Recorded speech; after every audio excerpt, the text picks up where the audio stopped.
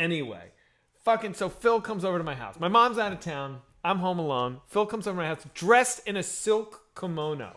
Literally.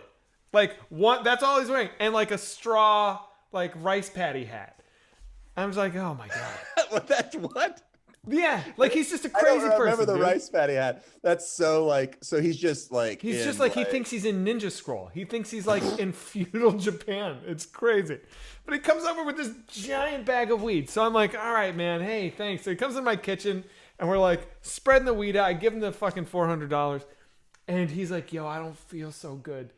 I need to lay down. And I'm like, yeah, go in my mom's room. So I send him back into my mom's room. He's laying in my mom's bed. I have all the weed spread out on this cooking tray. It's like a ton.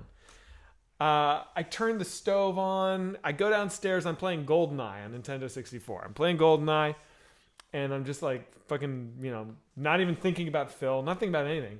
And then the door to the kitchen opens, and I hear my mom go, yoo-hoo! Like she's home early. Like, she's not supposed to be home for 2 more days. She's surprising me.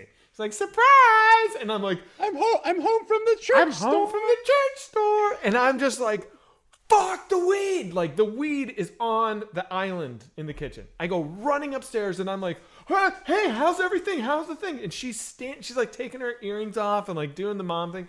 She's standing right in front of this tray of $400 worth of weed.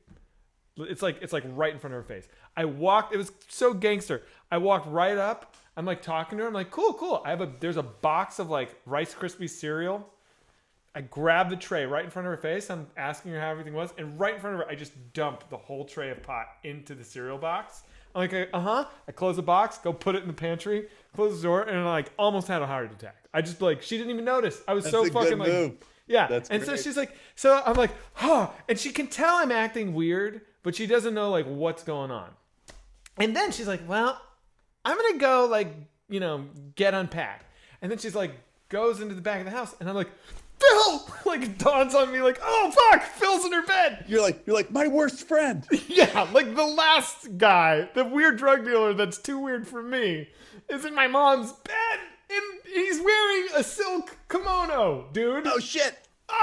And so, she's not gonna let me have friends anymore. She opens the door and like Phil is in her bed and he like she's never met Phil. She doesn't know who this guy is.